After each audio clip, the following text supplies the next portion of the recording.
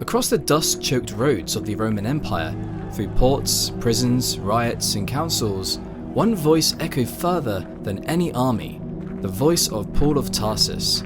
His letters, written hurriedly, sometimes in chains, would outlive empires. But where were they written, and how much can we truly know? The book of Acts tells us that Paul's earliest recorded journeys, described in Acts chapter 13 and 14, took him alongside Barnabas through Cyprus and into the cities of southern Galatia, Antioch in Pisidia, Iconium, Lystra, and Derbe. These were Roman cities on the frontier of faith, and it is widely believed that Paul's earliest surviving letter, Galatians, was written to these very communities. What remains less certain is the location of its writing. Many scholars argue that Galatians was composed shortly after Paul returned to Antioch in Syria, his missionary home base, and before the Jerusalem Council described in Acts 15. If so, Galatians may be the earliest Christian theological document we possess. From Antioch, Paul set out again, this time with Silas, on what is often called his second missionary journey. He revisited Galatia, recruited Timothy, and crossed into Europe. In Philippi, he was imprisoned. In Thessalonica, driven out. And finally, in Corinth, he stayed for a year and a half. Here, scholarly consensus grows stronger. It is almost universally accepted that from Corinth, Paul wrote 1 Thessalonians, and likely 2 Thessalonians soon after. These letters pulse with urgency, the expectation that history itself was approaching a climax. Paul's third great journey took him back through Galatia and Phrygia, but it was Ephesus that became his base.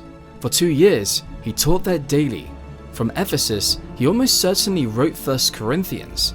Later, traveling through Macedonia, he penned the emotionally charged 2 Corinthians. And finally, back in Corinth once more, Paul wrote what many consider his theological masterpiece, Romans, a letter addressed to a church he had never seen but longed to visit.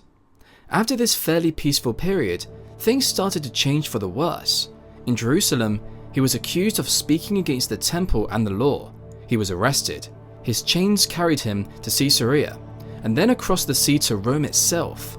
It is during this imprisonment, traditionally dated around AD 60 to 62, that Paul likely wrote what we now call the prison epistles: Ephesians, Philippians, Colossians, and Philemon. While the exact order of these letters remain uncertain, their shared themes of endurance and hope bind them together.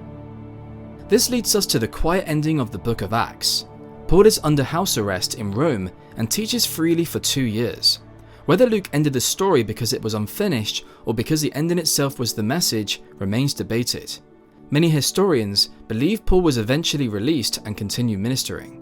If so, it was during these final years that Paul wrote 1 Timothy, Titus, and finally 2 Timothy, a letter that reads like a farewell. It is these letters that are among the most hotly debated in modern scholarship. Some believe they were written by Paul himself, others argue they reflect a later generation preserving his voice. History tells us little of Paul's final days. He is traditionally believed to have been martyred under the Emperor Nero around AD 65.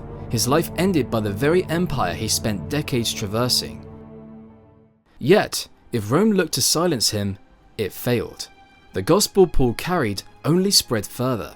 Today, his voice still speaks through his letters that make up a substantial portion of the New Testament. They stand not only as a witness to one man's extraordinary faith, but to the power of endurance. His life was shaped by hardship, suffering, and sacrifice, yet never overcome by any of them.